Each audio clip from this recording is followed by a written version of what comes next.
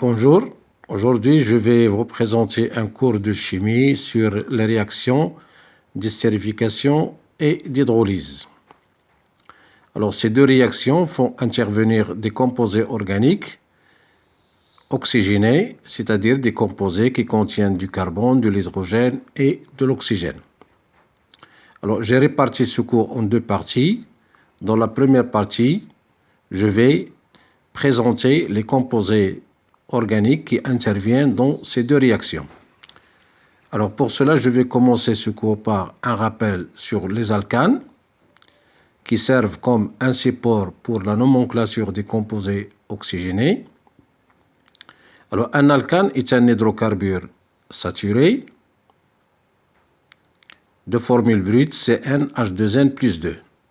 Alors hydrocarbure, c'est-à-dire il n'y a que du carbone et de l'hydrogène.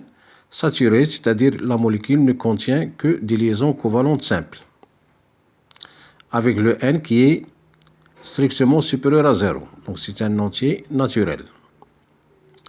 Dans la molécule d'alcane, les atomes de carbone se lient les uns aux autres en formant ce qu'on appelle une chaîne carbonée. Et on peut distinguer deux types de chaînes. D'où on parle d'un alcane à chaîne linéaire ou un alcane à chaîne ramifiée. Alors, dans un alcane à chaîne linéaire, chaque atome de carbone est lié à deux autres atomes de carbone, sauf les deux atomes qui se trouvent aux extrémités. Alors ici, j'ai noté un exemple, CH3, CH2, CH2, CH2, CH3. Donc les deux atomes qui se trouvent à l'extrémité, chacun d'entre eux n'est lié qu'à un seul atome de carbone. Par contre, les autres, chaque atome est lié à deux autres atomes de carbone. Cette écriture s'appelle la formule semi-développée. On peut le noter aussi en écriture topologique par des traits en zigzag. Vous voyez, on a 1, 2, 3, 4 traits. Donc 4 traits, ça représente 5 atomes de carbone, puisque l'extrémité de chaque trait, ça représente un atome de carbone. Un alcane à chaîne ramifiée, c'est un alcane où on trouve dans sa chaîne carbonée au moins un atome de carbone qui est lié à 3 ou à 4 atomes de carbone. Alors j'ai cité l'exemple que vous voyez. Les atomes représentés en rouge sont des atomes qui sont liés à 3 atomes de carbone. Donc il s'agit d'un alcane à chaîne ramifiée. Voilà son écriture topologique. On a 1, 2, 3, 4 et 5. 5 traits en zigzag, c'est-à-dire on a 6 atomes de carbone. 1, 2, 3, 4, 5 et 6. Le deuxième atome de carbone, c'est celui-là, il est lié à un groupement CH2, CH3. Donc je l'ai représenté ici par deux traits. Le voilà. Le premier trait qui représente CH2 et le deuxième trait qui représente CH3. Et ensuite, il y a un autre groupement, ici, qui possède un seul carbone. Donc je l'ai représenté par un seul trait. Voilà, c'est l'écriture topologique de cet alcane. Alors, 1, 2, la nomenclature des alcanes, c'est-à-dire comment on donne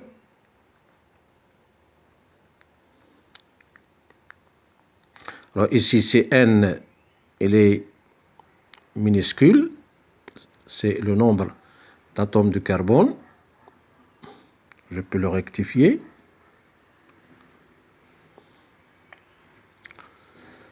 L'alcane, la formule de l'alcane, et le nom de l'alcane. Donc ça, c'est pour les alcanes à chaîne linéaire.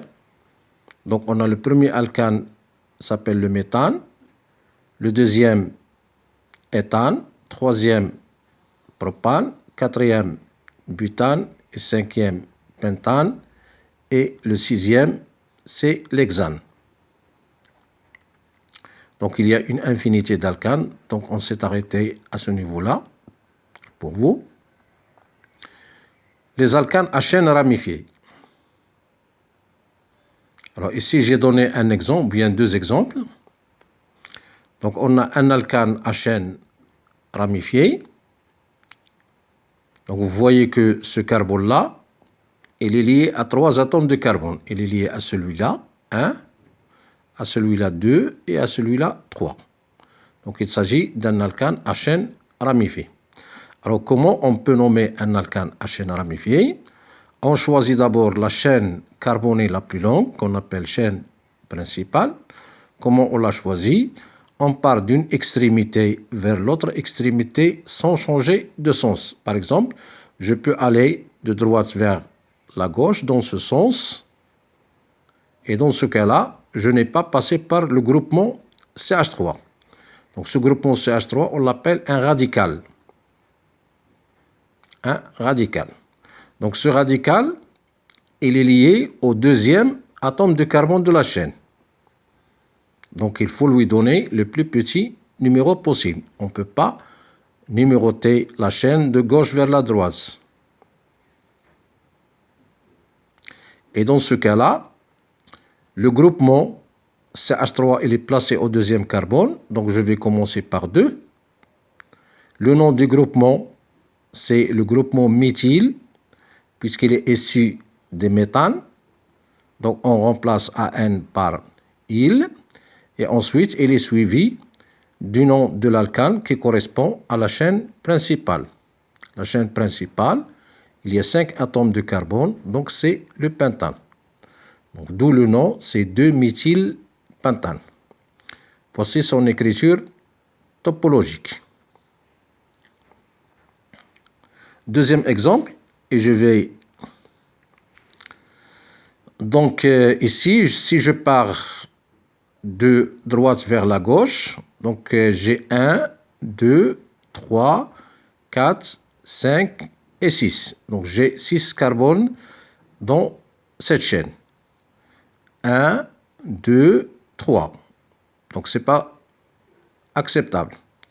1, 2, 3, 4, 5 et 6. Donc c'est la même chose. Donc, toujours 6. Si je pars de ce carbone-là, 1, 2, 3, 4 et 5. Donc je peux remarquer que la chaîne principale contient 6 atomes de carbone. Donc je choisis la chaîne qui est en noir. Donc les autres composés, ou bien les autres composés, sont des radicaux. Alors les radicaux, il y a un radical qui est placé au deuxième carbone et un radical qui est placé au quatrième carbone. Alors si je numérote de droite vers la gauche, donc le radical en rouge, il est lié au carbone 3 et l'autre relié au carbone 5. Donc 3 plus 5, ça fait 8. Pour le premier cas, on a 2 et 4, 6. Donc on choisit les plus petits, c'est-à-dire 2 et 4. Alors 2 et 4, donc on a le groupement. Le premier groupement, c'est le groupement méthyle, puisqu'il a un seul carbone. Il provient de méthane. Le deuxième groupement, il contient 2 atomes de carbone, il provient de l'éthane. Donc on l'appelle éthyle. Et celui-là, méthyle. Donc je vais commencer par éthyle. Pourquoi?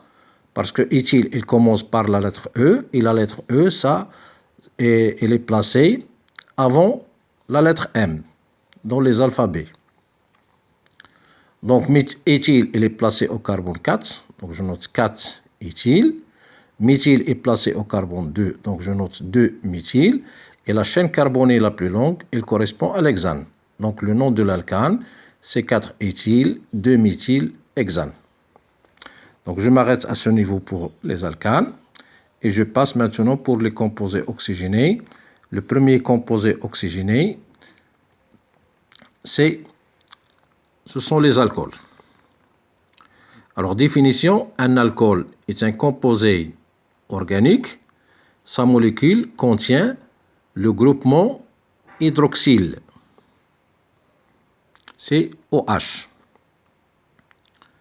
D'où la formule brute générale des alcanes, ou bien des alcools, pardon, d'un alcool saturé, et CnH2n plus 2O. ou CnH2n plus 1 OH.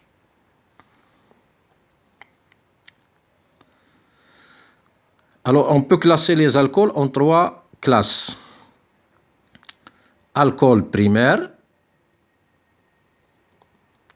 Dans ce cas-là, le carbone fonctionnel est lié, c'est-à-dire qu'il est lié à l'oxygène, est lié à 2 atomes d'hydrogène, sauf dans le méthanol, CH3OH. Alors, excepté cet alcool, les autres alcools primaires, on trouve toujours que le carbone fonctionnel est lié à 2 atomes d'hydrogène, comme vous le voyez dans ces 2 exemples. CH3CH2OH, CH3CH2, CH2OH. Toujours le carbone qui est encadré en rouge, c'est le carbone fonctionnel. Il est lié à 2 atomes d'hydrogène. L'alcool secondaire. Le carbone fonctionnel est lié à un seul atome d'hydrogène. Alors ici, j'ai noté cet exemple-là. CH3, CHOH, CH3. Le carbone qui est en rouge, c'est le carbone fonctionnel. Donc, il est lié à un seul atome d'hydrogène. Finalement, l'alcool tertiaire. Le carbone fonctionnel n'est lié à aucun atome d'hydrogène. J'ai cité cet exemple-là. Comme vous le voyez, ce carbone fonctionnel n'a aucune liaison avec un atome d'hydrogène. Passons maintenant à la nomenclature des alcools, et toujours pour les alcools saturés. Le nom de l'alcool est obtenu en respectant la règle suivante. Alcane correspondant, un tiré X, un tiré ol. X est le plus petit numéro donné au carbone fonctionnel. Cette règle, on ne l'applique pas pour les 2 premiers alcools, c'est-à-dire le méthanol, qui est un seul atome de carbone, puisqu'il n'y a aucune autre possibilité pour placer le OH. Même chose pour l'éthanol, CH3, CH2OH. À partir de n égale à 3, on applique la règle. L'exemple que vous voyez, CH3, CH2, CH2OH. Donc les 3 atomes de carbone, ça veut dire un alcane qui est le propane, suivi d'un tiré, 1. Pourquoi? Parce que le carbone fonctionnel est le premier carbone de la chaîne. Et ensuite la terminaison ol. Autre exemple, on a cet alcool, là. Alors, si je pars de ce carbone sans changer de sens, donc j'ai une chaîne carbonée de 3 carbones. Donc, l'alcane correspondant, c'est le propane. Le carbone fonctionnel, c'est le deuxième carbone de la chaîne, donc propane 2-ol. Voilà. Si je passe à cet exemple-là, j'ai 4 atomes de carbone. Et le carbone fonctionnel, c'est le carbone numéro 2 de la chaîne. Donc, on a butane 2-ol. Dernier exemple. Alors, ici, si je prends cette chaîne, voilà, ou bien celle-ci, ou bien celle-là. Dans tous les cas, on a une chaîne de 3 atomes de carbone. Donc, je prends celle qui est en rouge. Dans ce cas-là, le carbone fonctionnel, c'est le carbone numéro 2, et ce groupement, c'est un radical. Ce radical, il est placé au deuxième carbone. Donc, vous voyez ici le nom 2, méthyle, le nom du radical, propane, c'est l'alcane correspondant, 2-ol.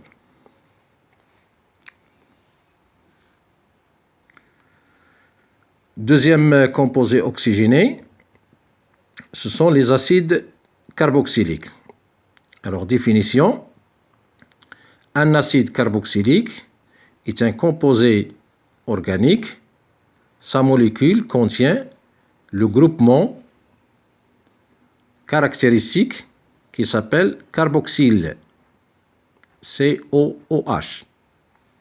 Alors, si on fait apparaître les liaisons, on a le carbone qui est lié au premier oxygène par une double liaison et au deuxième oxygène par une liaison simple. Donc, la formule générale d'un acide carboxylique est la suivante. RCOH. Avec R, il peut être un hydrogène, un groupement alkyle de formule CnH2n plus 1 ou un aryl.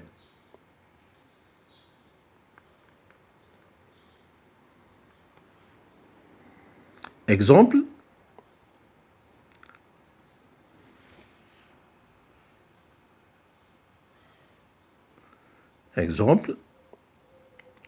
premier exemple HCOH, c'est-à-dire R c'est un hydrogène. Deuxième exemple,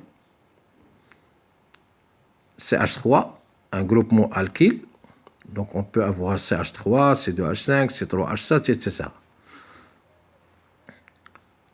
Troisième exemple, le C6H5, ce n'est pas un groupement alkyle, c'est un aryl, c'est-à-dire c'est un noyau benzénique. Voilà sa forme en écriture topologique. Et COOH. La nomenclature des acides carboxyliques, et on va donner cette règle dans le cas où R n'est pas un aryl. Alors on va simplifier les choses en partant de ces exemples-là. Le nom est constitué d'un préfixe qui est l'acide, d'un suffixe oïque, et entre les deux noms, on trouve le nom de l'alcane. Par exemple, HCOH, acide méthanoïque, puisque le méthane comporte un seul atome de carbone.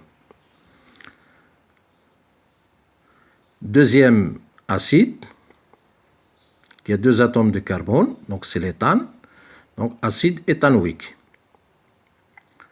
Troisième exemple, CH3, CH2, COH, donc on a trois atomes de carbone, acide propanoïque. Une petite remarque, le carbone de la fonction ou bien du groupement COH est compté le premier carbone de la chaîne principale. Alors, le dernier exemple, on a un acide qui comporte 4 atomes de carbone et un radical.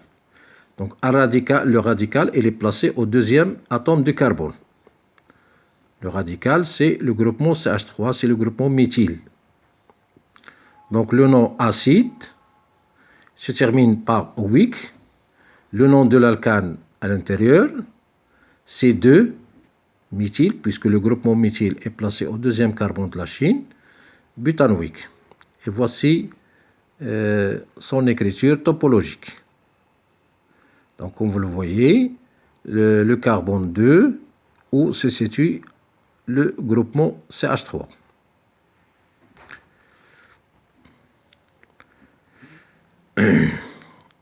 Donc, c'est l'acide 2-méthylbutanoïque. Dernier composé oxygéné, les esters. Définition, un ester est un composé organique dont sa molécule contient le groupement fonctionnel ester, dont la formule COOC est un trait d'union qui représente une liaison. La formule générale d'un ester est la suivante. RCOOR'. Si on fait apparaître les liaisons, c'est RCOOR'. Alors, comme dans le cas des acides, R, il peut être un hydrogène, un alkyle ou un aryl. R' est forcément un alkyle. La nomenclature des esters.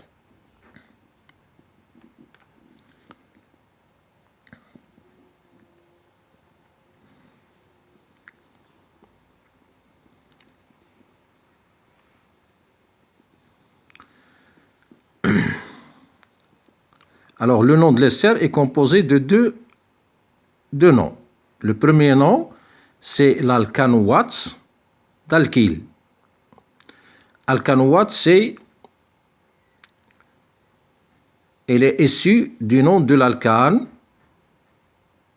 RC, avec RCO, et suivi du nom du groupement alkyle. Alors, par exemple, dans cet ester, dans cette partie en rouge, il n'y a qu'un seul atome de carbone. Donc, l'alcane correspondant, c'est le méthane. On ajoute la terminaison watt et ensuite le nom de l'alkyle qui est le méthyle. Donc, on écrit méthanoate de méthyle.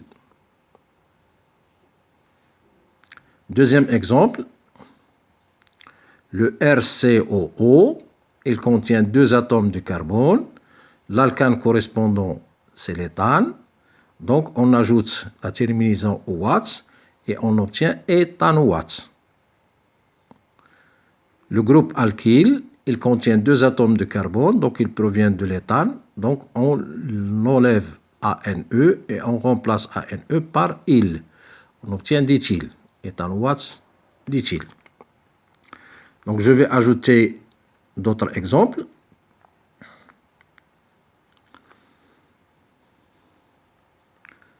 Ici, on a le RCO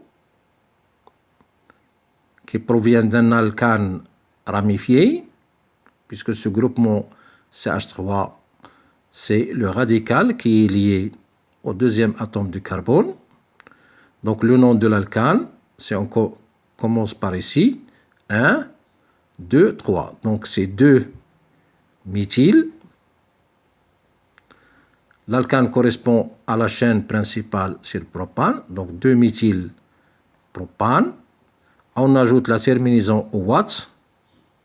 Et ensuite, le nom de l'alkyle, C2H5, c'est l'éthyle. Donc, on obtient 2 méthyle propanoate d'éthyle. L'exemple suivant. Alors, on a CH3, CH2, COO, CH2, CH2, CH3. Donc, le groupement RCO, c'est un alcane à chaîne linéaire. Le nombre d'atomes de carbone, c'est 3. L'alcane correspondant, c'est le propane. Donc, le nom de l'ester, ou bien le premier nom de l'ester, c'est propanoate. Le groupement alkyle, c'est aussi, il a une chaîne linéaire, en partant toujours de cet oxygène dans le même sens. Donc, 3 atomes de carbone, c'est le propane. On enlève ANE et on remplace ANE par il. Donc, on obtient propanoate de propyle. Le dernier exemple, c'est la même chose que précédent. Ici, on a propanoate. Le problème, c'est là. En partant de l'oxygène vers l'extrémité. Donc, on trouve une chaîne qui a 2 carbones et il reste ici un radical. Donc, le premier nom, c'est le propanoate, il n'y a pas de problème. Le deuxième nom, donc, le radical, il est lié aux premiers atomes de carbone. Donc, on note 1 méthyle, de 1 méthyle. Et ensuite, le radical qui reste, il contient 2 atomes de carbone, c'est l'éthyle. Donc, le nom complet de l'ester, c'est propanoate de 1 méthyle éthyle. Merci à votre attention.